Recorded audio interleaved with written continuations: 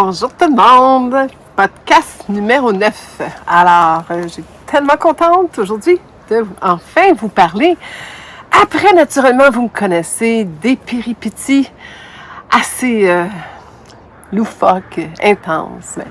J'ai vendu une superbe belle maison d'1 million, un beau bord de l'eau. Je suis bien heureuse à un client ami. Alors, ça a été beaucoup d'activités. J'ai eu la visite de ma fille avec mes petits-fils et ça aussi, ça a été assez holé.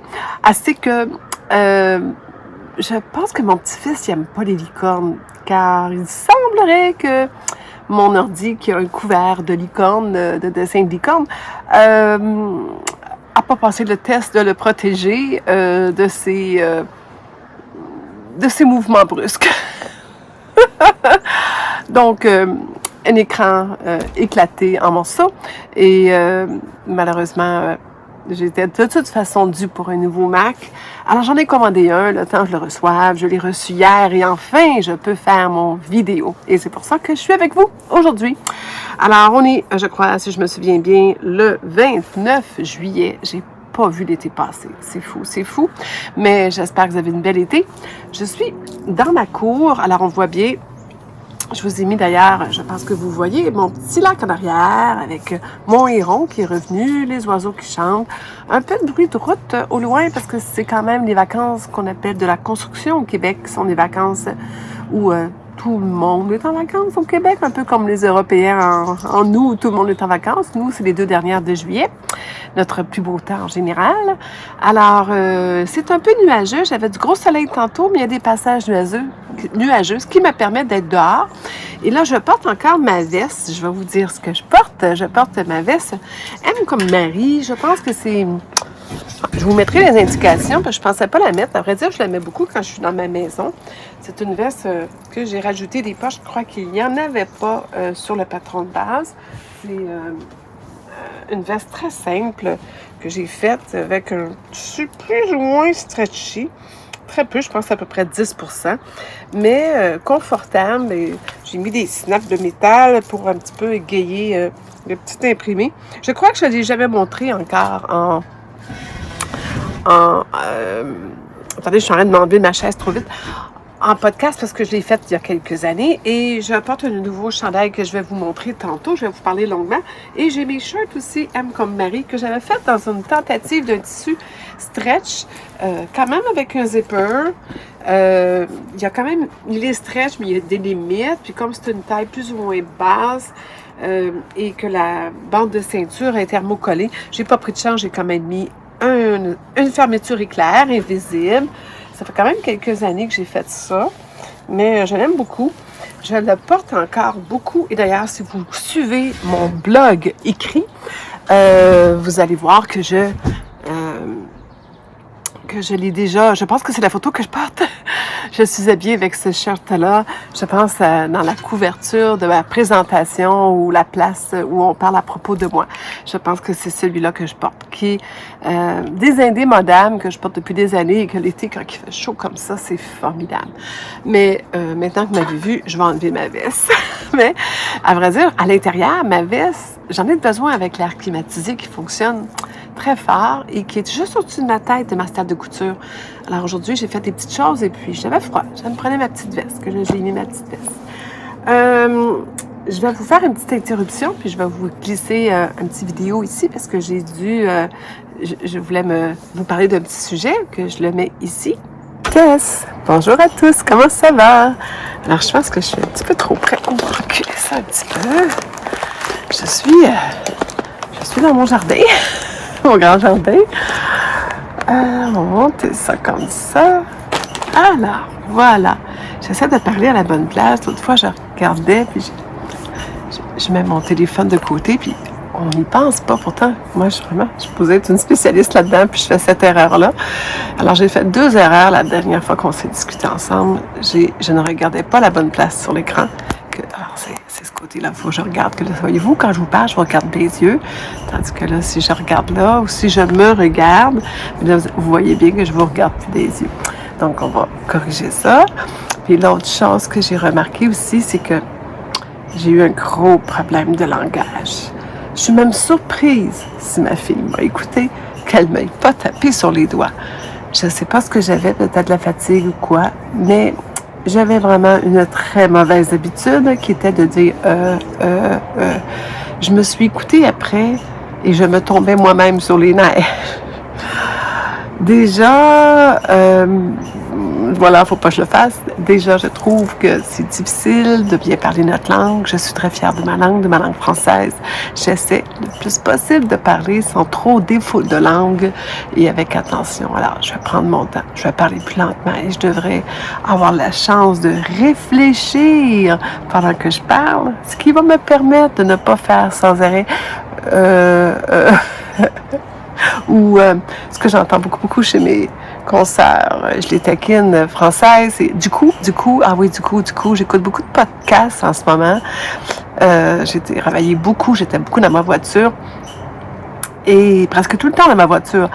Et j'ai trouvé ça très difficile de les écouter parler à toutes les phrases, ils disent du coup. Ça semble être la nouvelle habitude, le nouveau petit mot accroche là, qu'on n'arrive pas à se débarrasser après. Et là, je repars. Alors, vous comprenez un peu ce que je vous disais au niveau du langage et des petites erreurs que j'avais faites. J'ai aussi mieux préparé cette fois-ci mon podcast. Comme je n'avais pas d'ordinateur, j'aimerais dire j'avais mon vieux qui passait fort pour faire tout ce qu'on doit faire pour monter un podcast. J'ai à ce moment-là pris la peine de débuter mon blog à l'avance et à mesure de mes coutures. Quelle excellente idée, parce que je me rends compte que des fois, 1 mois et demi, 2 mois plus tard, je ne me souviens plus de qu'est-ce que je vous ai dit, ou qu'est-ce qui m'est arrivé, ou qu'est-ce que je voulais vous dire, ou quelle aventure que j'ai eue pendant la coupe, ou pendant l'exercice de coudre, le vêtement et tout. Alors, le délai était des fois trop long avant que je publie, étant donné que je ramasse souvent quelques vêtements avant de m'asseoir avec vous et de vous montrer mes confections. Donc, je suis hyper contente parce que là, j'ai vraiment très constructif article de blog sur l'épisode d'aujourd'hui, l'épisode numéro 9. Je l'ai dit tantôt, on approche du 10. Et là aussi, je me suis équipée. Je devrais remercier tout le monde qui m'ont répondu à mon questionnement sur quoi utiliser comme outil pour faire des vlogs, des vidéoblogs ou podcasts, ou appelez ça comme vous voulez. Et j'ai finalement, le hasard a bien fait les choses. Grâce à mon petit-fils qui a sauté sur mon ordi et qui l'a écrapoutillé, j'ai pu avoir un ordinateur neuf et j'ai fait installer dedans, en usine, l'outil Final Cut, ça s'appelle. Attendez, je vais aller juste revoir pour être sûr que je te dis. Oui, Final Cut Pro, qui m'a été offert. C'est quand même un prix substantiel, 399, 379, c'est quand même pas donné. Mais j'ai décidé que c'est une aventure que j'aime beaucoup, que j'ai besoin d'outils comme ça, et pour mon travail, parce que je donne des formations, des conférences et tout ça, et je fais souvent aussi des blogs de formation en immobilier, pour courtier immobilier, agent immobilier, mais j'ai aussi un plaisir vraiment immense à partager avec vous mes cousettes et d'avoir un produit de qualité finalement à produire à chaque épisode. Et je crois que ça devrait me faciliter la vie un petit peu plus que Immovie, que je commençais à être pas mal bonne, mais qui me limitait énormément sur certaines choses qui me frustraient. Alors je disais, bon, c'est un cadeau à moi-même, j'ai travaillé fort, je vous ai dit, j'ai fait une belle transaction, je dis, je m'offre ça. Alors, c'était l'introduction, on passe tout de suite aux vraies choses. Alors, j'ai cousu, oui, j'ai cousu beaucoup, et j'espère que vous n'entendrez pas des bruits, au pire, je vais essayer de les éliminer lors du montage avec mon bel outil. Alors, j'ai cousu un très beau tissu que j'avais dans mon stock de tissus depuis longtemps. Je ne sais pas si j'ai mis des notes à savoir d'où il venait. Je crois qu'il vient... Alors, voyez-vous, là, c'est là que mon blog va être content. Je pense que je ne l'ai pas écrit. Il était dans mon armoire quand même depuis un bout de temps. Je me demande s'il ne vient pas soit des tissés ou... Je l'ai acheté en personne, donc ça vient pas de là. C'est pas en ligne, parce que je me souviens l'avoir acheté en personne, parce que je vais vous le montrer. Il est un effet froissé. Je vais le mettre le plus proche possible. 2, c'est du tricot. L'effet froissé est peut-être plus évident. On a vraiment l'impression que j'ai comme mis le tissu dans le tiroir tout humide puis tout froissé. Mais non, c'est vraiment sa texture, la façon qu'il est, ce qui est attrayant quand tu ne veux pas avoir l'air tout le temps froissé.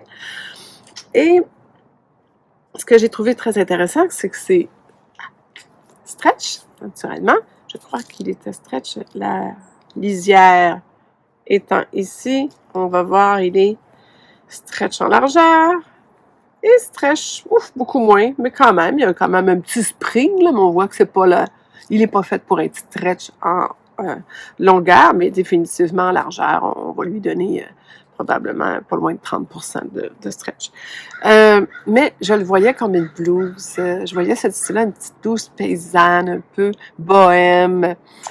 J'avais vraiment envie de faire ce petit top-là. Mais lorsque j'ai rentré mes tissus dans mon garde-robe en revenant d'Europe, j'ai eu une petite surprise que je ne m'attendais pas. C'est qu'il y a quelque chose qui a tombé dessus. Boum! Et là, j'ai fait « Oh, que c'est beau ensemble! » Il faut lui donner. C'est rare qu'on va trouver exactement la même couleur. Je ne sais pas si avec la luminosité, vous voyez bien, mais on parle d'un tissu stretch, c'est du rib. On va le mettre comme ça. C'est du rib. On le voit bien dans le cordon quand il est étiré du côté envers. Alors, c'est un tissu rib. Un drôle de tissu rib. D'après moi, il est un peu double knit parce que je ne sais pas si vous voyez l'effet qu'il a. Lorsque je tire dessus, là, il s'effiloche. C'est un rib très lousse. Voyez-vous? Alors, pas si évident. D'ailleurs, c'est un restant de bande de colle que j'ai repris. Celle-là, on avait intérêt à couper très, très droite notre tissu parce que, il y a comme un effet pelucheux, éplucheux qui se détricote. C'est l'effet probablement du tricot. Mais doux. Et la couleur est parfaite. On s'entend. Il ne peut pas avoir mieux. Que j'ai changé mon plan et j'ai vu par hasard, et j'ai eu un petit coup de cœur sur un patron qui s'appelle de Vera Knit Top. Vera Knit Top qui s'appelle, et voici le dessin technique. Ce qui est intéressant, celui que j'aimais beaucoup, était justement de mettre en valeur les bandes côtelées et le col. Je n'ai pas mis dans le bas pour dire de bandes côtelées, moi je l'ai laissé droite. Parce que j'aime pas vraiment voir l'effet plissé que ça fait au niveau du bedon. Alors, je l'ai laissé droite. Alors, voici la confection. Naturellement, je vais vous mettre des photos portées. Il fait tellement chaud. De tous les vêtements que j'ai, la photo portée de celui-là n'est pas faite. Mais promis, ce soir, je l'ai fait et c'est sûr qu'elle sera dans la vidéo. Voyez-vous comment ça donne un bel effet, la manche? C'est vraiment joli. C'est très doux. Je m'attends à ce que ça s'effiloche beaucoup. Mais c'est confortable. C'est très, très doux, comme je vous disais. C'est un tricot de viscose. Alors, c'est l'effet mince. Comme je vous dis, j'ai l'impression, étant donné la texture d'un côté rib et d'un côté avec un effet double knit. Alors, je crois que c'est comme un genre de double knit. Et c'est ça qui fait vraiment l'effet du double knit a dû faire l'effet que je crois froissé. Alors, elle est bien, elle fait bien. Mon niveau de difficulté. Il y en a qui ont peut-être déjà vu le niveau de difficulté qui se présente avec cette petite blouse. C'est définitivement la pointe. Donc, je suis quand même assez fière. Je ne sais pas si je la tiens assez droite pour que vous la voyez, mais j'avais quand même bien réussi. J'étais assez fière de moi, parce que là, on parle d'un tissu mou, doux, qui, ne va nullement où tu veux aller, avec un tissu épais, doux, qui, lui, n'est pas si simple à étirer. Donc, il a fallu, on voit d'ailleurs que le degré d'étirement est énorme, donc on parle presque du 100% d'étirement. Alors, la longueur d'origine de la bande de colle, j'ai dû la couper de beaucoup, presque du tiers, à ma grande surprise. Mais je ne voulais pas trop couper non plus, que ce soit trop étiré. Puis, il n'y a pas de l'écran là-dedans qui fait que si on l'étire, il revient pas tant que ça. Alors, il fallait que j'aille juste la bonne pour pas avoir quelque chose qui gondole. Je me suis compliqué la vie. Les poignées étaient tellement faciles, mais la bande de colle, je me suis dit, et que je me suis pas donné un défi très facile à faire. Mais j'ai été fière. Je dis, vraiment, la pointe, elle est jolie. Ce que j'ai fait, c'est que vous allez le voir d'ailleurs dans le blog, j'ai mis des photos. Je l'ai entoilé. J'ai entoilé le tissu d'avance parce que je savais qu'il fallait que je fasse une coupure pour venir tourner, pour après ça ouvrir, cranter et faire une belle pointe comme ça. Donc, je voulais solidifier et j'ai solidifié avec carrément un entoilage à tricot. Stretchy, un peu nylon, là. C'est doux. Alors, c'est vraiment pas désagréable. Je le sens pas quand je le porte. J'aimais mieux le faire plus grand parce que je me disais, j'aurais pu le faire un peu plus petit. Parce que vous voyez là un peu comment ça fonctionne. Ça veut dire que c'est l'autre barre. C'est comme ça. Donc, j'ai vraiment fait une pointe. Je ne serais pas capable de vous le montrer. Je ne sais pas si je pourrais. Pas vraiment. Mais même comme ça, j'essaie de voir si je peux vous le montrer, mais pas vraiment. Alors, mais quand même, on comprend là, que mon niveau de difficulté est là. D'ailleurs, l'autre niveau de difficulté, comme c'est assez épais, alors là, la couture ici, en les mettant une sur l'autre, je me suis fiée sur l'endroit avec des aiguilles. J'ai bâti à la main et en avant, ça arrive parfait. L'angle ici de la couture arrive parfaite. Si on tourne de l'autre côté, dites-les pas. C'est pas parfait. C'était impossible. Voyez-vous, je vais juste le mettre encore plus proche. Voyez-vous qui tire un peu à ma droite. Moi, je ne sais pas si c'est votre gauche à vous, mais moi, c'est à ma droite. Donc, on voit que c'est pas la même chose du tout d'un bord que de l'autre. J'ai repris 3-4 fois et à un moment donné, j'ai dit, c'est en dedans, Sylvia, ça ne paraît pas. Lâche prise. Alors, qu'est-ce que j'ai fait? Et j'étais toute fière. Après ça, j'ai tout bâti, tout complet. D'ailleurs, on le voit encore, le bâti. Non, je l'ai enlevé. Je l'ai bâti avec un fil d'une autre couleur pour pouvoir l'enlever après, pour que ça reste un travail propre. Et après avoir tout bâti, je l'ai passé dans la surjeteuse, doucement. Et là, comme j'avais réussi ma pointe, j'étais tellement fière. J'ai passé le reste. C'était facile de juste simplement faire un passage à la surjeteuse comme ça, un passage comme ça. Faites le tour. Voyez-vous, je suis partie d'un bout, je suis revenue. Parfait, j'étais super contente. J'ai pris mon temps, toutes les épaisseurs, donc le tricot qui partait, que j'ai vraiment tenu avec mon bâti, mais mon épaisseur pliée qui était tenue aussi avec le bâti. Là, j'ai tout bâti ensemble. Et pour ça, j'ai passé ça doucement. Puis quand on le regarde là, c'est droite. Et là, quand on le regarde, attendez l'instant, je pense que je vais reprendre le cintre, ça va être encore plus évident. Ça veut dire que je suis difficile effacée. C'est croche. Voyez-vous ce côté ici? Il est moins large que là. Aucune espèce d'idée pourquoi. Par en dedans, ça paraît pas du tout, mais que dehors, cette fois-là, ça paraît. Que là, c'est l'inverse. Ici, à l'intérieur, ça paraît. À l'extérieur, ça paraît pas. Ici, à l'extérieur, ça paraît. À l'intérieur, ça paraît pas. J'ai pas de courbe, je suis droite. Je n'ai aucune espèce d'idée pourquoi. Mais entre vous et moi, j'ai capitulé. J'ai lâché prise. Je pouvais pas faire mieux. J'ai dit là, reviens-en. Je l'ai essayé. Ça me fait bien. Ça fait un beau chandail. C'est quelque chose. Mais honnêtement, c'est ordinaire. Je m'attendais à tellement plus que ça. Honnêtement, j'aurais voulu... ben, j'ai regretté. Premièrement, il m'est resté beaucoup de tissu, mais pas assez pour me refaire la blouse bohème que je voudrais avoir. Ça se trouve plus. Et ben, je suis déçue. Que c'est un fail dans le sens que j'aurais pu faire mieux que ce tissu-là, qui est toujours un combat avec nous-mêmes. Et en même temps, c'est un semi-fail, parce que oui, je l'aime, mais je suis pas comme « Ah, wow! » J'avais peut-être des plus grandes attentes, puis c'est correct, c'est beau, c'est un beau chandail. Mais je veux dire, j'ai des expectations, des attentes plus hautes pour qu'est-ce que je fais. Et ça m'a un peu déçu. Mais Mais je vous raconte ce qui se passe. Vous savez, j'ai peut-être tout m'écrire et dire non, non, non, il est beau ton chandail et tout.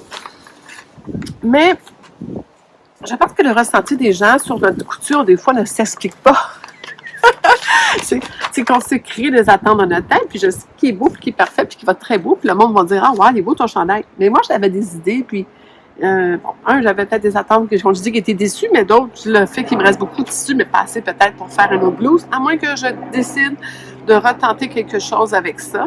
Mais là, ça va prendre quelques années, parce que je ne vais pas faire 2 morceaux avec les mêmes tissus, les mêmes couleurs, les mêmes bordures, dans la même année. Je vais user un, puis dans quelques années, l'avantage d'avoir un gros stock de couture et de la place, c'est que je vais le ranger. Puis, à un moment donné, peut-être dans 1 an ou 2, je vais avoir le goût de me coudre quelque chose de mieux. Alors, je vous mets les photos portées immédiatement. On remercie toujours mon conjoint qui est à l'amour pour faire ça. Alors, je vais juste répéter. J'ai fait la grandeur 34. C'était un bus 88, taille 70. C'est pas pensable, j'ai taille 74 moi, donc. Mais j'ai plutôt vérifié mon buste, les épaules, la carrure d'épaule, sur 88, ça c'était bon. Puis 98, les hanches, parce que j'avais besoin, je l'aurais élargi vers les hanches, c'était nécessaire. Et finalement, j'ai pas eu besoin. L'encolure qui est vraiment difficile au niveau de l'angle et la qualité du tissu qui m'a pas joué tout à fait. Mais la dessinatrice a sorti un hack. Ça me fait toujours rire des dessinatrices qui sortent leur propre hack. Des fois, c'est le public ou les couturières qui finissent par faire des hacks des patrons. Mais des fois, je pense qu'ils trouvent l'idée bonne, ils se approprient, puis ils les produisent, puis ils les vendent.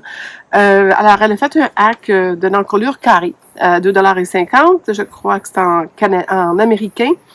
Le patron était peut-être une douzaine de dollars. J'ai peut-être eu en vente. C'est la compagnie Forget Me Not, comme j'ai dit tantôt. Et les manchons, honnêtement, le commentaire dans les réseaux sociaux était qu'il était étroit. Mais moi, comme le mien, il y a beaucoup d'extensibilité. J'ai pas eu de problème. Mais si vous avez pour ce patron-là, un tissu avec du lycra normal ou du rib normal, il serait peut-être serré, effectivement. Je le voyais, le patron, je me disais, oh, pas gros ce morceau de patron-là. Et c'est la façon qu'il est fait. C'est une pièce très longue. Mais la partie la plus étroite, si on la plie en deux, parce que c'est ça l'idée, là, ça devient une courbe comme ça. Ça, autour du poignet, là, ça vaut, c'est juste, là. Tu sais, c'est quelqu'un qui a des gros bras. Moi, j'ai des tout petits poignets. Quelqu'un passer la main ou, surtout qu'il n'y a pas la couture, là, c'est l'extrémité. Dans le fond, vous savez, ça va comme ça, parce que cette partie-là a été cousue avec le côté bouffant de la blouse. J'ai joie de travailler dehors, dans la vidéo dehors. Vous allez rire de moi. On en profite, il fait beau, c'est doux, il y a du vent et j'ai pas eu une seule mouche à chevreuil qui m'a approché. Je suis correcte, on continue. Alors c'est ça, c'est assez étroit, là. C'est clair que ça risque peut-être de créer des problèmes à un rib très serré. Regardez la différence, c'est énorme ce que sans ma montre. C'est quand même énorme ce que la dessinatrice demande. Donc c'était les commentaires, puis j'ai lus, puis je les ai pris en considération, mais j'ai fait un test, moi, sur mon niveau de stretch de mon tissu, et moi, ça passait. Alors, peut-être ce qui est arrivé avec elle aussi, c'est que son niveau de stretch à elle était peut-être bon. Alors là, je crois que j'ai sûrement mis des photos pendant que je vous parlais de tout ça, et vous avez pu voir, finalement, ce que je vous disais. Donc, je vais excuser encore le bruit du papier. Donc, ça, c'est fait. Je vous ai parlé de celui-là. Quand même une belle confection. Je suis contente, mais mitigée sur le résultat par rapport à mes attentes. La grosse nouvelle du jour. Mon prochain projet, j'ai fait une toile. Tombez pas sur le dos, j'en suis moi-même complètement épatée de l'avoir fait et fière de moi. Et des fois, on fait des toiles pour rien, parce qu'on est inquiète, on a un beau tissu, puis finalement, c'est super beau. Puis des fois, on fait des toiles pour, mon Dieu, qu'on fait donc une bonne chose. Puis là, celui-là, je ne sais pas pourquoi, je l'aimais, mon tissu. J'avais des doutes sur certains aspects, Et finalement, les doutes ont été dissipés. Alors, voilà. Le tissu de la première toile était le tissu carrément le plus laid que j'avais. Le plus vraiment laid que j'avais dans ma ressource. Et en plus de ça, c'est un genre de tissu lycra, soit à costume de bain. Vous savez, vraiment très stretch. Le nylon lycra. C'est pas du polyester lycra, c'est du nylon lycra. Je crois que j'avais déjà vu il y a quelques années, ça vient de la grange du tissu, pas la ferme, mais la grange du tissu. Ils ont malheureusement fermé leurs portes et là, je cherche quelque chose, ça paraît. Alors, c'est ça. Ils ont fermé leurs portes, mais pendant des années, ils avaient des tissus qui étaient vraiment des fins de ligne et tout ça. Et bon, ça va bien avec mon teint et tout. Mais c'était pas le genre de tissu préféré. C'était pour me pratiquer que j'avais acheté ça dans ce temps-là, pour faire un petit peu de n'importe quoi. Un peu pour me remettre la main, parce que je recommençais à coudre avec des nouvelles machines, puis avec un peu plus d'assiduité. Je voulais absolument, à ce moment-là, pas des tissus trop chers, et je payais ça 2-3 $ le mètre, ce qui est vraiment pas cher en canadien. J'ai cousu la robe Delightful Dress. Quelle jolie robe! Quelle jolie robe! On regarde le plan ensemble et vous voyez, ça ne dit pas grand-chose, mais le résultat est franchement extraordinaire. Et je vais vous montrer ça. Je pense que je n'attendrai pas, je vais vous le montrer immédiatement. Alors, elle va être là dans quelques minutes et je vais continuer à vous parler pendant que vous voyez probablement tournoyer sur ma chaise. Et après, je vais tirer une fourmi. Il y a des fourmis là. Bon, une petite fourmi comme ma robe. Alors voilà. Alors la petite robe que voici, avouez qu'elle est jolie. Vous avez vu, bon, le vent se lève. Il n'y avait pas d'hiver quand j'ai commencé. Alors, on ne se plaindra pas du vent, un petit vent frais. Voilà la petite robe. La petite robe, elle a un gros avantage. Ce sont ses poches. La toile a été utile parce que lorsque je l'ai cousue, j'ai réalisé que les poches étaient très petites. On ne rentre pas grand-chose là-dedans. Le look est beau, la poche. J'adore les petits plis qui sont réunis ici. Vous avez dû remarquer sur la photo. Donc, il n'y en a pas à partir d'un petit peu d'avant la poche, tout le tour, tout le dos. Il n'y a aucun plissé. C'est droit. On revient à la poche. Donc, tous les plis sont carrément concentrés ici et ça tombe bien en dessous du buste. Ça donne de l'élégance à cette robe. C'est surprenant, vraiment, l'élégance de cette robe-là. J'ai eu tellement de compliments et finalement, c'est une toile portable.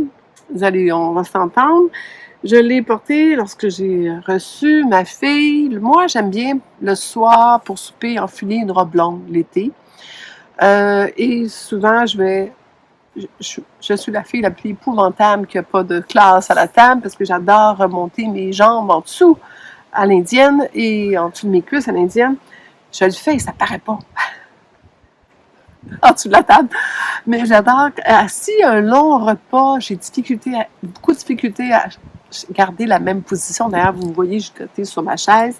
Alors, ces grandes robes longues-là, c'est merveilleux pour ça parce qu'on peut vraiment être très à l'aise, pas serré à la taille, pas serré nulle part. Il fait chaud, c'est des robes qui respirent aussi, quand même du nylon. Donc, et là, vous allez me dire, mais oui, mais pourquoi une manche longue? Bien, quand je vous dis, je porte ça en soirée, et nous, des fois, au Québec, les soirées sont plus fraîches. On peut attraper du 25-30 degrés de jour, mais ça peut arriver souvent que des fois, le soir, on peut tomber entre 15 et 20 degrés. Et on va souper quand même dehors, puis on va mettre les lampes chauffantes que vous ne voyez pas, là, les ventilations. On va fermer finalement ici cette galerie. Vous voyez les rideaux, les moustiquaires, on ferme tout ça pour garder notre chaleur. Donc, ça devient très intéressant d'avoir quelque chose d'un peu plus à manches longues. Et je me disais, mais si je fais la couture dans ma salle de couture, je gêne dans ma salle de couture manches longues. Si je veux la mettre plus longtemps en saison, au printemps et à l'automne, manches longues, je me disais, des manches, ça se remonte. Dans ce tissu-là, qui est un peu plus lycra, assez... vous voyez là, il reprend sa forme, puis il n'est pas mou, il est un peu plus dur, mais il reste un tissu très mou, là, on le voit. C'est sûr que les manches remontées, à un moment donné, ça serre un peu, mais pas tant que ça quand même. Donc, ça a été un gros succès. Alors, elle est longue, elle est belle. J'ai fait une deuxième. La deuxième, avec mon tissu préféré, vraiment contente de vous parler, de vous montrer tout ça. Je pense que c'est plus difficile quand on attend. Attendez-moi, j'ai échappé quelque chose. Je pense que quand on passe un long moment, qu'on a fini nos coutures, puis qu'on ne peut pas publier, puis qu'on n'a pas d'ordi, puis où on manque de temps et tout, on a hâte, là. En tout cas, je ne sais pas si vous êtes pareil, celles qui font des podcasts et qui bloguent comme moi. On a hâte de vous montrer ce qu'on a fait, surtout qu'on veut vous montrer avant que la saison en question, pourquoi le vêtement a été cousu, achève. Alors, voilà maintenant la robe dans mon tissu. C'est un bambou, un tricot de bambou, donc beaucoup plus mou. Le stretch est aussi beaucoup plus mou. C'est comme si j'ai rien sur la peau, ça a d'une douceur. Des fois, je vous fais écouter le tissu, mais je pense pas que vous allez être capable d'entendre. C'est très doux, très fin. Regardez, toute la manche au complet rentrée dans ma main, là. Ça vous montre à quel point le tissu n'est pas épais, très fin. Mais, naturellement, pas froissable. Un tricot de bambou, je le trouvais joli. J'avais un petit coup de cœur, les papillons, les fleurs. J'ai vraiment adoré. Et c'était justement de tomber de tissu pour reprendre cet effet à la taille, qui est vraiment très élégant, comme je dis, qui n'est pas engraissant.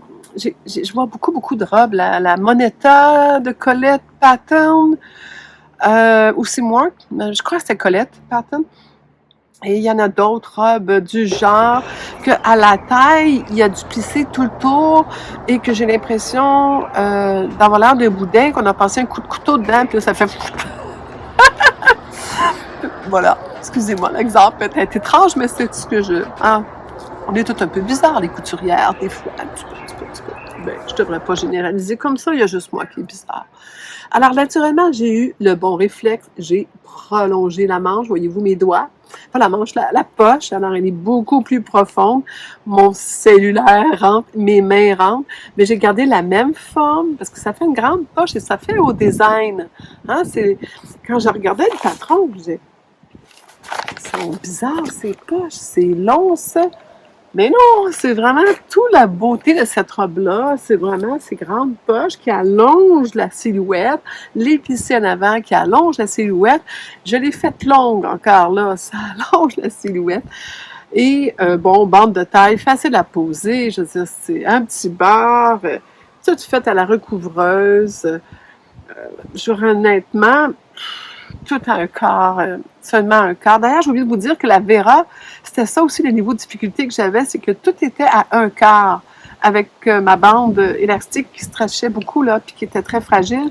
C'est petit, un quart. 1 centimètre m'aurait donné quand même beaucoup plus de jeu pour bâtir, tenir tout ensemble. Un quart, on est tout pris, là, on n'a pas de place pour manipuler, placer que les doigts. Je travaillais carrément avec ma pince à surjeteuse, là, à recouvreuse, pour placer le tissu en dessous pendant que je bâtissais. Alors, celle-ci, c'était aussi seulement un quart. Et je vois beaucoup ça, le un quart, dans les patrons américains, parce qu'ils disent tout se fait à surjeteuse. Tu n'as pas à te casser la tête, tu passes tout à un quart parce que la plupart de leurs surjeteuses sont ajustées à un quart. Tandis que moi, comme je couds beaucoup de patrons français, ma surjeteuse est ajustée à 1 centimètre, qui fait que là, je dois toujours faire attention, me mettre mon pied pas à côté, là, je dois juste le rentrer à l'intérieur. Mais ça fait rien. Je trouve que ça donne moins de jeu. Mais dans ce cas-là, un quart, c'était suffisant. Donc, ces deux petites robes-là là, ont été rapido, presto, vite faites, et je vais les refaire. C'est un patron que je garde. Je vais probablement la refaire en robe courte, légère, robe de jour que j'appelle. Et avec les poches, c'est tellement pratique. C'est toujours élégante. Je peux même aller travailler avec ça et je me serais sentie élégante. D'ailleurs, j'ai sorti avec cette robe-là. Je suis allée manger une crème glacée dans le village. N'empêche, des gens me regardaient passer, puis il y a une dame qui me dit « vous êtes vraiment jolie dans votre robe, c'est tellement mignon. » Alors, j'ai dit « bon, c'est un succès. » Quand on a un compliment de parfaits étrangers, pour moi, c'est souvent la preuve que, bon, je me suis pas trompée. Alors, dans les niveaux de difficulté, honnêtement, je pense que j'en ai même pas. À part que je vous disais, c'est du un quart. J'ai aucune note. Les notes que j'aurais mis seraient de toute façon dans le podcast. Je vous recommande, pas dans le podcast, dans le blog. Je vous recommande fortement d'aller voir. Et aussi, je vous recommande de la faire, carrément. Donc, elle s'appelle Delightful Dress, le numéro 1830. J'ai mis le lien. La dessinatrice, c'est Trish Newberry de la Nouvelle-Zélande. Alors, j'ai encouragé quelqu'un de la Nouvelle-Zélande. Et je pense qu'avec une manche courte, elle serait jolie. Puis avec le volant, mais je mettrais le volant court à la place de le mettre long. La raison pourquoi j'ai pas fait le modèle avec les volants comme ça ici, voilà, celle-là, c'est que je vais faire la vaisselle, je fais des travaux, je lave juste mes mains au lavabo, parce que quand ça traîne, c'est tellement joli à porter, mais tellement pas pratique à vivre avec. Alors, j'ai fait sauter le petit volant. Voilà. Donc, jolie robe, très saillante, un gros succès, je vous la recommande fortement. Je l'ai raccourcie de 5 cm. Elle était très longue, mais mon tissu était pesant aussi, qui fait que peut-être j'ai rallongé les poches de 10 cm. Sinon, les poches sont vraiment trop petites. C'était super facile, 2 morceaux à rallonger, donc les 2 morceaux de poche. J'ai rallongé la titre. Et j'ai fait de la small, qui représente, en fin de compte, la grandeur 8 ans. 6-8 ans, je crois. Donc, on part de 23 pouces. Il n'y a rien en en centimètres. Oui, il l'avait. Donc, 81 cm, 61 puis 86. Tout stretch. 61. Elle fait parfait. Je pense pas qu'elle est trop grande. Il y a aussi ce que j'ai aimé, c'est qu'elle mentionne quels morceaux coupés. Ça, j'ai trouvé ça très bien. C'est le fun quand on a cette information-là. Le seam allowance, la valeur de couture est sur la première page. Et sur la première page, tu as le modèle. Tu as qu'est-ce que ça prend comme tissu. Tu as ta table des mesures, des tailles. Tu as le nombre de tissus que ça prend et tu as les pièces à découper dépendant de la version que vous prenez. Honnêtement, puis même le layout, si j'avais fait en PDF, mais moi, je l'ai fait imprimer en AO, qui est le grand format d'imprimeur, à l'imprimeur. Honnêtement, je recommande fortement. Très surprise. Et les instructions sont en vidéo sur son site, ce qui fait que vous n'avez pas besoin de savoir lire l'anglais. Vous pouvez carrément, visuellement, suivre les étapes. Bon, je vous dis, c'est comme faire un T-shirt, très facile à faire. Donc, là, c'est vrai. Prochaine couture, mais je m'étais acheté un très beau tissu en France, un beau viscose, c'est pas voilé, mais c'est pas non plus le plus épais. Alors, très souple, bleu marin avec des chaînes, je vous l'avais montré. Si je peux mettre une photo d'un bord ou de l'autre, je vais le faire. Et ça va être vraiment un beau succès. Alors, ce tissu-là, je voulais le faire, mais je l'aime beaucoup. Alors, ce que j'ai fait, une toile! Eh oui, c'est la journée des toiles. Et chanceuse que je suis, c'est une toile portable. Si je mange pas trop. Alors, j'ai refait le charmant patron. J'ai oublié de vous dire tantôt que le tissu... Ben oui, je vois, j'ai oublié de vous dire quelque chose, là. Attendez un instant. Je vais pas ça pour recommencer, mais en même temps, je trouve que c'est important que vous ayez l'information. Le premier tissu, c'est du ETY. Les Canadiennes connaissent ça, qui est un 4-way stretch. J'avais 2 mètres par 50. Mais le deuxième tissu vient du même magasin. Du même magasin, meilleure qualité. Et je crois que j'avais aussi un 2 mètres 25 et ma robe a rentré dedans. Parfait. D'ailleurs, je pense que la dessinatrice préconise, je me trouve pas correct de ne pas vous l'avoir dit, View C 2 mètres 2 en yard de 2 verges et demi. Donc, dans du 60 de large, mais ces tissus-là, en général, arrivent toujours en 60 de large. Bon, je reviens à mon prochain projet. Alors, je vous avais parlé, je ne sais pas dans quel podcast, peut-être que je l'ai écrit. Ici, dans le podcast, on ne se souvient pas lequel. Ben, c'est un patron de fibre moule. Je crois que c'est avant que je parte en vacances, parce que je l'ai emmené en vacances. C'est quand j'ai fait ma belle veste quiltée. J'avais fait ce pantalon-là, Benita de fibre moule. Taille élastique, pas de poche dans ce patron-là. Et j'avais fait la grandeur 36 et la fit était parfait. Et c'était avec tout tissu stretch que je garde toujours. Vous le savez, je garde toujours. Donc, quand même, on se souvient de mon tissu, là, stretch. Il y a beaucoup de stretch. Donc, il m'avait fait parfait. Et ça me tentait pas de racheter un autre patron juste pour un pantalon à taille élastique, jambes larges. Je me suis dit, je vais partir de celui-là, je vais faire une toile, je vais voir si je suis capable. Petit défi comme ça pour m'amuser. J'avais acheté chez Poirier à Saint-Jérôme, tissu Poirier, où je vais régulièrement. Ils ont quand même du tissu intéressant et des prix raisonnables aussi. J'avais acheté ça vraiment pas cher. Ça coûtait 7,95 et j'avais pris 1,20 m pour 7,95. Il n'a pas de stretch, à part l'effet un peu recto verso. Voyez-vous, je le gratte, vous compreniez que c'est comme un sear shocker. Je sais jamais comment prononcer ce mot-là, mais c'est du shear shocker. Bon, quand je dis vite, ça marche mieux. Alors, du stretch, là, on s'entend, il n'y en a pas beaucoup. Alors, j'avais vraiment un bon défi. Et c'est tout ce qui me reste. C'est 2-3 petits morceaux de retail. Je garde toujours mes retails. D'ailleurs, je pense bien que je vais en avoir assez de me faire des bobettes là-dedans. C'est hyper confortable. J'ai réalisé, j'avais peut-être pas réalisé quand je l'ai acheté, que c'était pas du coton pur. Il y avait un petit pourcentage de polyester, mais l'effet ressenti sur la peau est carrément coton. Alors, j'ai coupé le pantalon en question en me disant, ben, je le mettrai comme pyjama. Je n'ai pas mis, je ne l'ai pas apporté comme pyjama. Je le porte régulièrement tous les jours parce que c'est un de mes beaux patrons de cet été. Une de mes belles confections. C'est donc confortable à porter, c'est léger, c'est clair, ça fait sport et je lui ai rajouté des poches. Et là, pour être sûr même que ça fasse plus chic que pas si chic, je lui ai mis des petits boutons. Alors, je lui ai fait un petit effet matelot. J'ai carrément été acheter les boutons. Où je les avais? Non, je crois que je les avais en plus. Alors, voilà. Je les avais dans ma... Et j'ai mis des poches carrément plaquées, alors cousues, une forme de poche. Et comme on voit beaucoup, c'est la mode. J'en ai vu beaucoup sur des confections et dans des revues.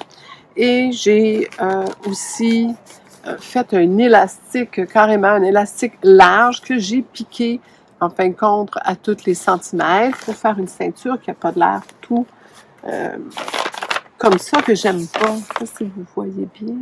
Voyez-vous, ça fait des gros motons si on ne prend pas la peine de la surpiquer. Donc, je ne trouvais pas ça bien. Alors, comment j'ai fait pour faire un pantalon non stretchy avec un patron stretchy? J'ai...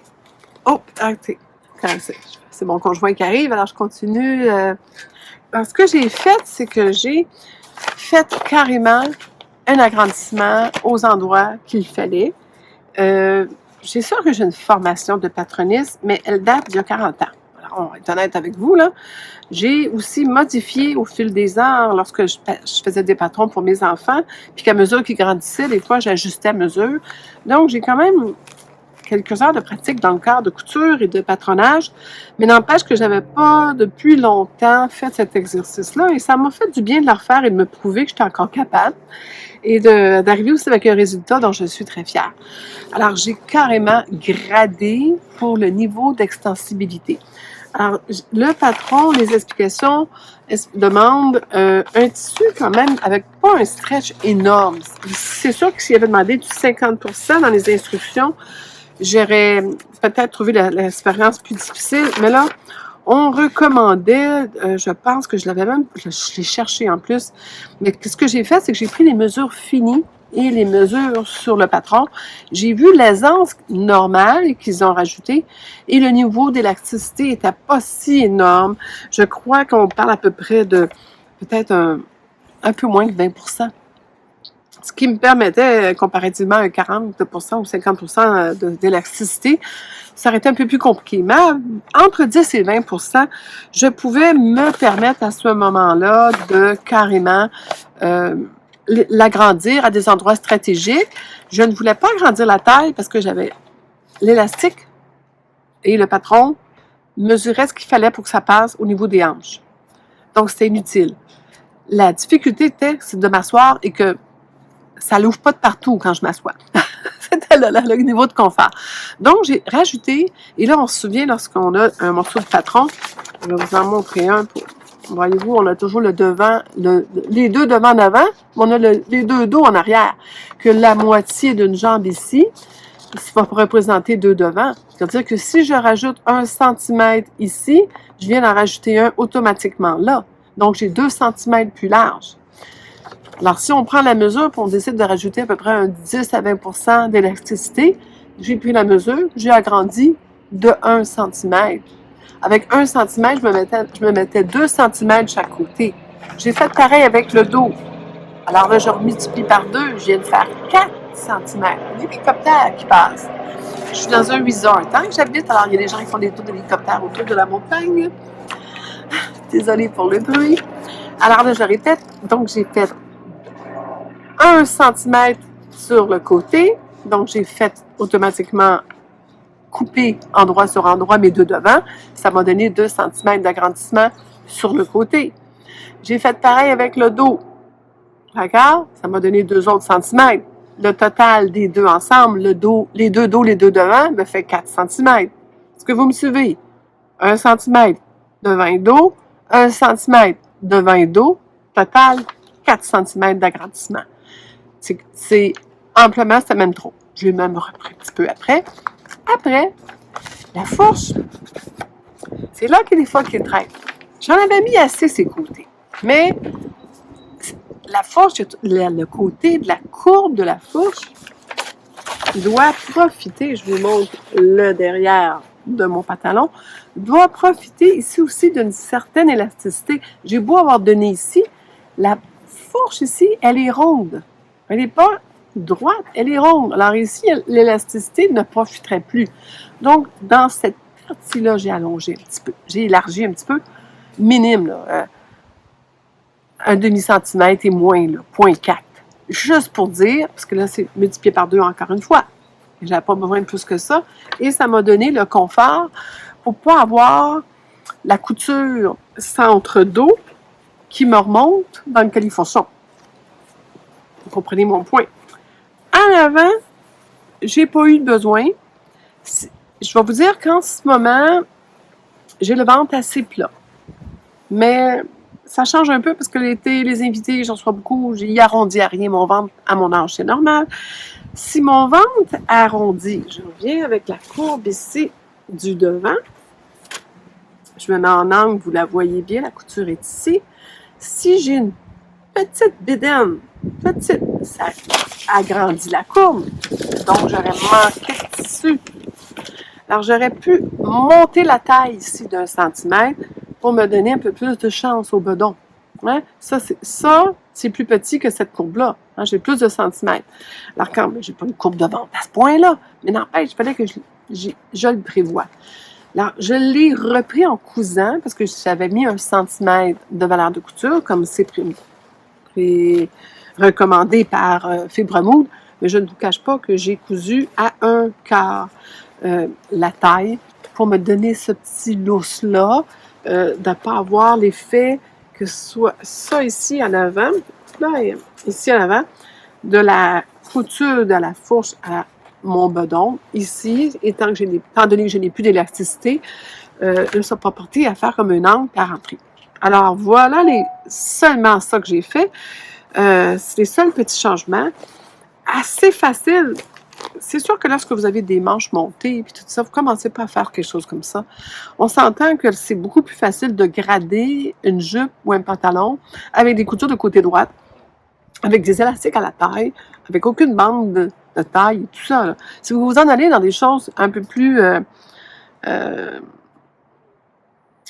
avancées dans du montage de patron, avec beaucoup plus de pièces et tout, vous vous mettez dans le trou de taille. Là, c'était quand même assez enfantin de le faire. Je veux dire, on a toutes des couturières, on a toutes repris des fois quelque chose qui était trop petit. On peut donner un peu quand c'est trop... donner quand c'est trop petit, puis enlever quand c'est trop grand. C'est ça que j'ai fait à peu près. Alors voilà le petit pantalon. Je vais vous le monter, porter. Et là, j'ai réalisé qu'un beau tissu comme ça, le gros défaut que ça a, vraiment, je l'aime beaucoup. Je vais vous dire, je suis bien fière ma poche et tout ça, que j'ai doublé d'ailleurs en voile, en viscose, mon voile de viscose que je vous parle tout le temps. J'aime bien mes finitions et tout. J'ai fait ça très simple. Je me suis mis, je crois, une étiquette. Ah, elle est tombée. Là, j'ai mis une étiquette. Ça va fou. Ah bon, j'ai rêvé que j'ai mis une étiquette. Écoute, ça arrive. Des fois, je vais les mettre puis j'oublie de le faire après. Alors, j'ai définitivement réalisé que, c'était très léger. C'est comme si j'ai rien sous le dos. C'est très pratique. Il me fait bien. Je suis confortable. Des fois, je mange trop. Puis ça, c'est un bon pantalon me rappeler de... Assez Sylvia, coupe un peu. Coupe les portions. Et j'ai trouvé très facile. J'ai tout fait pratiquement à la surjeteuse, à part les poches. J'ai trouvé que, franchement, c'était un beau petit pantalon d'été et que j'avais l'intention de m'en faire plus, des pantalons légers comme ça. Et là, maintenant, je trouve le patron quand même assez bien fait. Je vais probablement le refaire avec mon tissu que je vous parle. Mais honnêtement, je suis pas sûre. Parce que là, j'ai vu un autre patron de quelque chose que je disais, ah, bon, peut-être que je serais mieux de continuer à faire d'autres expériences et de voir si l'autre patron, de l'autre designer que j'ai dans la tête ne serait peut-être pas plus joli, plus habillé pour un pantalon que je voudrais porter l'hiver, donc avec peut-être des attaches, une boucle, des boutons, quelque chose qui va donner une plus belle finition. Et j'ai vu un patron de Megan Nansen à ce sujet-là, le pantalon Flint, je vous dévoile tout de suite, qui me tente un peu.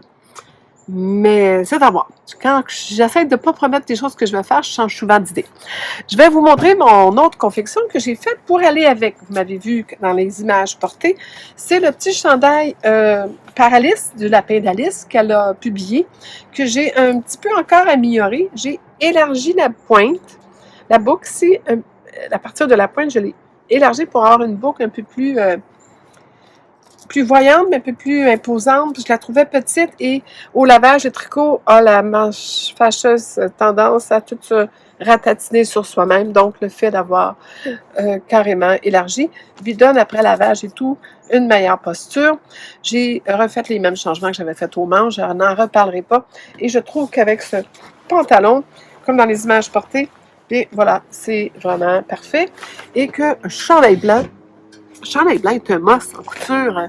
Ça nous prend en habillement, en notre garde-robe, pour une garde-robe capsule. Un t-shirt blanc, un petit peu habillé comme ça, m'a dépanné tout l'été. Je vais même m'en faire peut-être de d'autres couleurs qui vont me permettre, peut-être dans le rose, peut-être dans du bleu, peut-être dans du vert, carrément pour pouvoir porter mes nombreux imprimés que je couds et que je n'ai rien pour aller avec. Que ce soit des shirts, des jupes et des blouses. Alors voilà. Après ça, ma prochaine confection, dont je suis très fière, non, je n'ai rien d'autre à vous dire là-dessus. Je regardais les coups, j'avais des notes. Ma prochaine confection, la dernière, c'est que je me suis faite une robe de fibre moude. Alors, la robe de fibre moude, je l'ai faite dans un tissu que je croyais que c'était de la double gaze et j'ai découvert que c'est pas de la double gaze. Que c'est un genre, ils appellent ça, j'ai marqué le nom. Non, bon. J'ai oublié là le nom quand je vais vous le dire. En passant, dans l'article, vous allez lire que le pantalon, je l'ai appelé pyjama de jour. C'est drôle. Alors, voilà. Mon conjoint est arrivé, je m'étais mis devant la porte parce que je surveillais le livreur. Il attend son ordinateur neuf, lui aussi. Moi, j'ai reçu le mien hier. Lui, il devrait avoir le sien. J'ai aussi démontré, j'ai oublié de vous le dire, une technique dans le blog, comment avoir des belles pointes.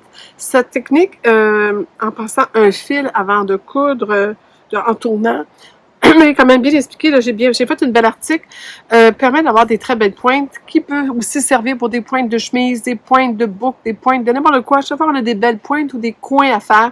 Cette technique-là est franchement facile. Alors, je vous ai mis des explications avec mon petit truc. Et après ça, je vous parle de Mindy.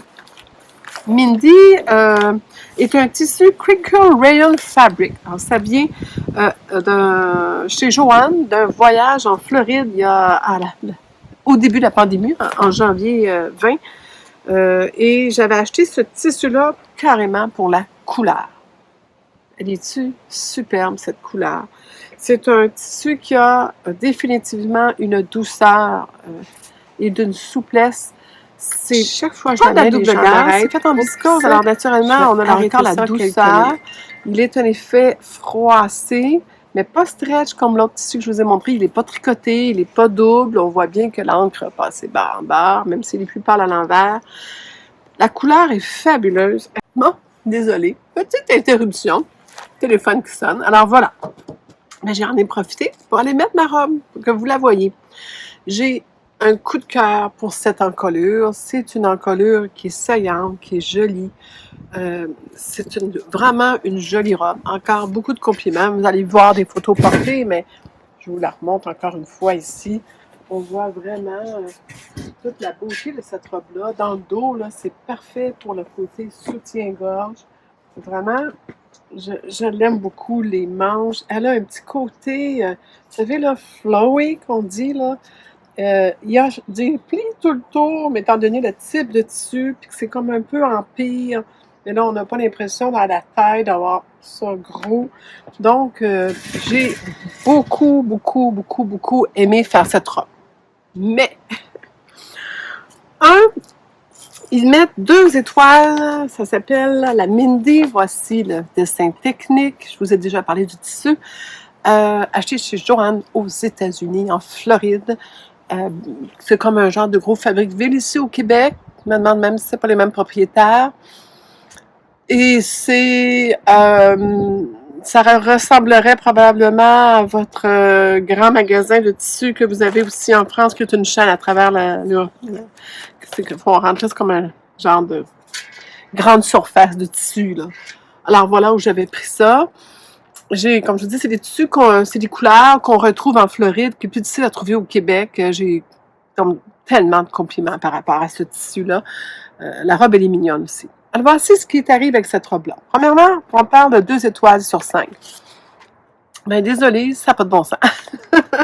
Ce n'est définitivement pas pour une débutante, ce patron-là, parce que l'encolure a quand même des étapes qui ne sont pas simples pour la confectionner. C'est plus à niveau des étapes qu'il faut faire. Je ne dis pas qu'une débutante n'y arriverait pas, mais elle va se poser des questions. Avec les images et dessins, il doit y avoir une vidéo, je n'ai pas été voir, mais les dessins et les images sont très clairs, mais ça reste quand même que ce sont des manœuvres plus difficiles, des choses plus rares à faire. Il faut, pour les 2 coins, il faut encore là couper pour arriver à des coins parfaits. Il y a une parmenture intérieure que j'ai heureusement thermocollée. Donc, il y a des choses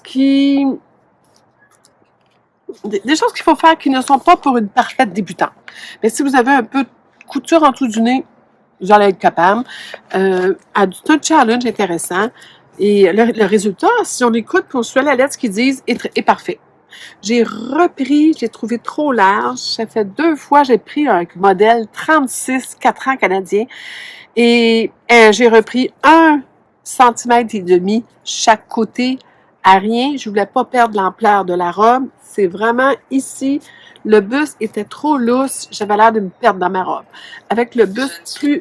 Oups! Ah bon, Siri qui est en train de me dire qu'elle comprend pas ce que je dis. Laisse faire, Siri, je te parle pas. Juste vérifier si pendant ce temps-là, pendant que je vous montre. La manche aussi, elle tient mieux ici. Je me sens moins pris. On a l'avantage d'avoir une longue, grande emmanchure, hein, où on voit rien, on voit pas du soutien-gorge, qui permet ça. Et de l'avoir plus ajusté faisait plus joli, je trouvais, pour le but. C'est une robe style baby doll, mais qui n'a pas 300 000 plissés et qu'avec ce type de tissu-là, les plissés sont placés ailleurs. Comme je vous dis, ils sont très légers, très légers autour de la poitrine, au bas de la poitrine, mais sont plus, sans être trop. Et c'est les plissés qui fait la forme de la manche. Alors, c'est ça qui est joli. La manche, elle est franchement bien coupée, même si quand on fait ça, c'est surprenant d'avoir cet effet-là, mais c'est pas dérangeant, ça tire pas, ça bouge pas. Sauf que, j'ai pas fait le modèle plissé ici. J'ai peut-être des photos portées dans ma salle de bain où je l'ai essayé. Quand ça tient plissé, cet effet-là de pli dans la manche, là, ça ne suit pas. Je ne sais pas si vous voyez mon bras que tout lève. Le fait qu'elle est lousse, là, elle bouge, puis elle reste là. Elle ne bouge pas. Mais dès que c'est plissé, que c'est attaché, que le bras bouge, tout lève, ça ouvre. Moins bien. Mais je pense que ce patron-là, ils ont rajouté une manche bouffante avec élastique, parce que oui, c'est possible de le faire. Mais honnêtement, elle est faite pour être lousse comme ça. Je la trouve plus élégante aussi. J'arrête pas de toucher à mon écran, mais je veux que vous voyez pendant que je parle. Mais elle est faite, elle a une certaine élégance, là. Les manches comme ça, ça couvre bien la longueur. Moi, je trouve que ça cache les, les bras vieillissants. Des fois, on a le goût aussi, qu'on va au restaurant, puis on a le goût d'avoir quelque chose sur les épaules, pas nécessairement d'une idée. Alors, cet effet-là est parfait, tout en gardant un chic. Je suis team petite, hein, alors j'ai dû rapetisser beaucoup. Je pense que j'ai coupé quelque chose comme 6 ou 7 cm. Je l'ai rapetissé beaucoup pour l'avoir en haut du genou. Et avec le poids du tissu, je l'avais mis même beaucoup, je l'avais mis ça en haut du genou. Et malgré tout, avec le poids du tissu, elle s'est étirée, puis déjà, elle est au genou. Mais elle a une certaine élégance, qu'est-ce que ça fait mon affaire. Ensuite, le bord a été replié 2 fois, que je me disais, si jamais la mode rallonge, je l'avais trouvé trop courte, je l'ai replié 2 fois, je l'ai surplié. C'est ça que j'ai fait. Ensuite, c'est ça, c'est les bandes d'épaule, la façon que la manche est montée sur la bande d'épaule avec l'attachement. Il y a des faux fils à mettre qui sont les points de rencontre à chaque côté. Là, en arrière, c'est pareil. Ces faux fils-là, là, oubliez-les pas, faites-les. C'est ça qui nous sauve la vie parce que c'est la seule repère qu'on a après pour arriver un sur l'autre. Donc, on parle vraiment de faux fils faits, là, pas une marque de crayon, ça ne marchera pas parce qu'on coud à l'envers, on ne voit plus rien à un moment donné. Alors, on a besoin de ce faux fil-là. Avec le faux fil, on n'a vraiment aucune erreur possible. Donc, tissu merveilleux. Autre difficulté que j'ai eue, l'avez-vous remarqué? Elle baille. Et voilà, c'est un crinkle. Et je ne trouvais pas pourquoi. J'ai dormi là-dessus. J'ai même écrit mon article en disant que je n'avais pas encore trouvé pourquoi, mais finalement, je l'ai trouvé.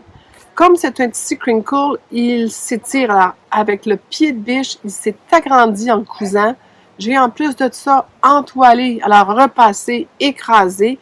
Donc, j'ai enlevé l'élasticité au tissu qu'il y avait, normal, par l'effet pissé, qui fait que là, maintenant, en cousant, ça ouvre. Ça l'ouvrait beaucoup plus. J'ai fait une super piqûre de soutien. Donc, j'ai demandé à ma machine, tu sais, de résorber en mettant mon ajustement plus serré en dessous que sur le dessus pour avoir cet effet-là. Ça l'a aidé un peu. C'est moins pire. Dans le dos, vous allez voir les photos, malheureusement, ça tourne. J'en ai fait mon deuil, parce que des fois, la robe est jolie, je voulais la porter, j'ai l'impression de porter rien, d'être nue en dessous de ça, c'est tellement vaporeux, léger, confortable, genre de petite robe qui se porte, elle cache le soutien-gorge comme vous voyez. Autre chose, quand je suis assise, je l'aime ma robe, je vous le dis, je l'aime, mais on dit les vraies choses dans nos podcasts.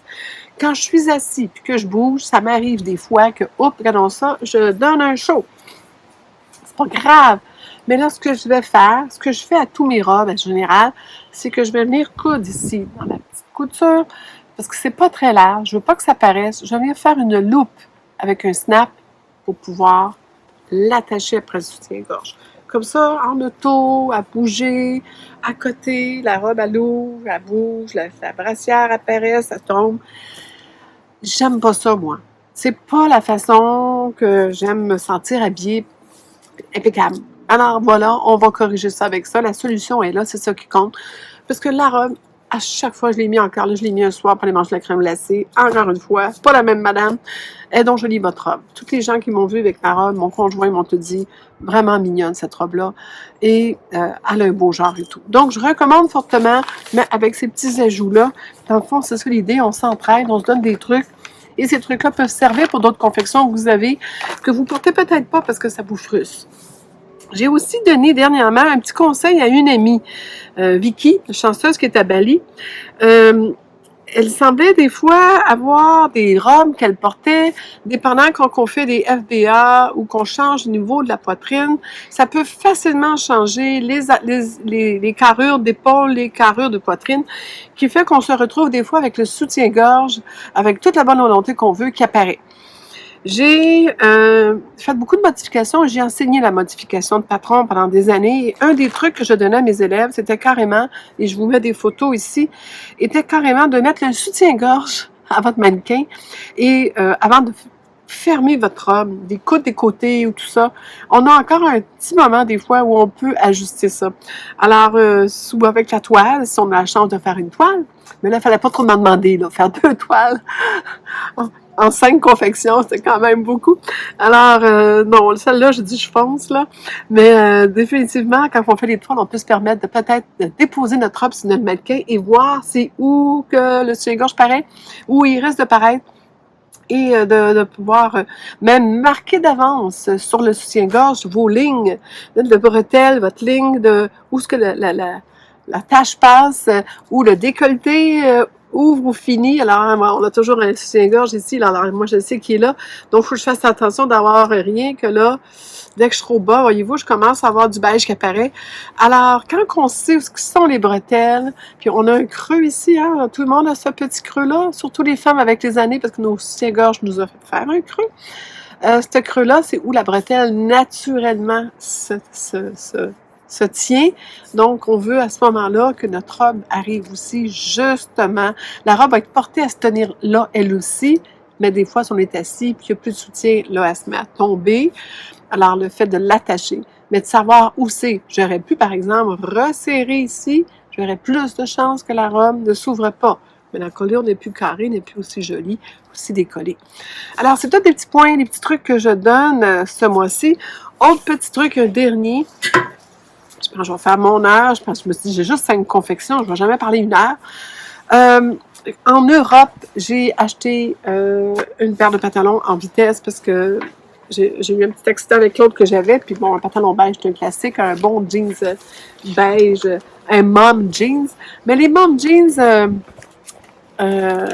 j'ai pas tombé sur un modèle petite, mais j'ai tombé, il n'y a même pas 8 ans, j'ai vraiment tombé sur un modèle plus jambes plus courtes. Et pour moi, c'était beaucoup trop court. Donc, ce que j'ai fait, c'est que j'ai vu quelqu'un, je pense que c'était en Espagne ou au Portugal, qui marchait et qui avait rajouté, ou peut-être qu'elle l'a acheté comme ça, puis elle l'a payé cher parce qu'elle avait ça dans le bas. Et j'ai fait, oh mon Dieu, j'en ai beaucoup de dentelles comme ça chez moi et ça coûte rien en plus, ce type de dentelle-là. J'ai simplement rallongé mes jeans. De proche, la couleur n'est pas parfaite. De loin, on ne voit absolument rien. Et ça leur donne un petit côté cute au pantalon. Alors, très joli, facile à faire. Donc, j'ai rallongé quand même d'un bon 3 cm, facile, un pouce. Alors, ça fait justement, ça tombe sur le dessus du pied. C'est super joli. Donc, un petit truc fait. Et j'avais oublié que, comme toujours, j'ai fait des bobettes. Alors, je suis la fille qui vous montre les bobettes. Mais effectivement, je suis fière de l'assemblement de mes couleurs. Donc, je récupère encore toujours mes restants de tissu. Et c'est un restant de tissu d'un chandail, le chandail de Lirendos gratuit. Je ne me souviens pas le nom, mais rapidement. Alors, c'est le restant de tissu que j'ai déjà publié. Et j'ai fait mes petites bobettes habituelles. Et voilà, c'était ça. C'était le podcast numéro 9. Les coutures d'été, les coutures, les toiles. Je suis très fière de moi d'avoir fait des toiles et portables finalement. Pourquoi pas? Pourquoi? Tant qu'avoir à faire des toiles, je comprends que dans la confection sur mesure pour quelqu'un, on n'a pas le temps de faire une toile complète portable. La cliente, elle veut une robe, elle n'en veut pas 2. Alors, on doit faire une toile des fois pour vérifier certains ajustements. Donc, on fait carrément des moitiés de morceaux, des moitiés de montage de robe ou de vêtements. Tandis que là, on voit que avec nous, comme couturière amateur, de faire des toiles, on fait doubler nos vêtements. Mais puisque les tissus sont différents, les décorations et tout qu'on met dessus, les galons, les boutons, ça nous permet finalement d'avoir en fin de compte de doubler notre garde-robe et c'est pas mauvais. On n'a jamais assez de linge, hein? On s'entend les amis?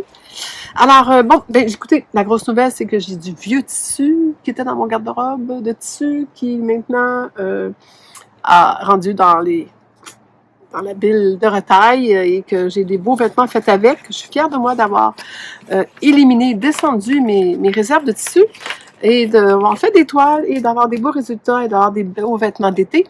J'avais 2-3 petits morceaux d'été à faire encore, mais là, on est rendu début août.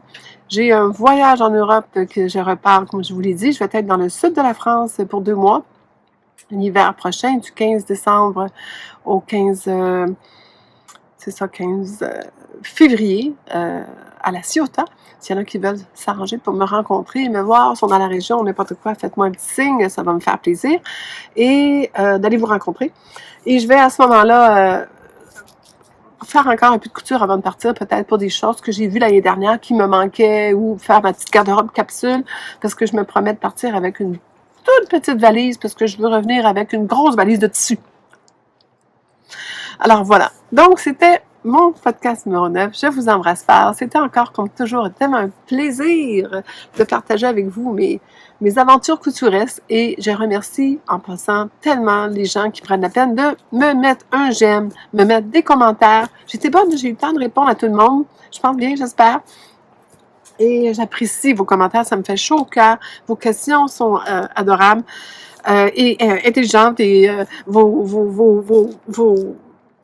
vos partages que vous me faites, ça me fait chaud au cœur, sont vraiment importants pour moi. Donc, continuez et s'il vous plaît, partagez aussi mon podcast. Je suis pas quelqu'un, je fais aucune publicité, je ne dois pas monétariser. Je pense que c'est juste que chacun d'entre nous, on doit promouvoir les podcasts des autres. Et d'ailleurs, je vous recommande toujours Sandrine, formidable podcast. D'ailleurs, je lis ses articles beaucoup aussi. Bon, quand je veux dire vite des noms de podcasts, mais je vais vous dire, j'en écoute beaucoup. Et dans ma voiture, partout, en cousant, que des fois même je fais des erreurs de couture. Donc, on encourage les personnes, si on veut ça nous encourage. Le fait que vous mentionnez, que vous appréciez, que vous mettez un petit mot, tout ça me donne le goût de continuer, j'ai hâte de vous en publier d'autres, et je m'ennuie de vous après. Alors, c'est bon signe. Alors, fin d'été, je devrais en principe vous revoir quelque part cet automne, j'espère bientôt. Et bonne couture, puis amusez-vous bien, puis je vous aime fort. Je vous embrasse. Au revoir.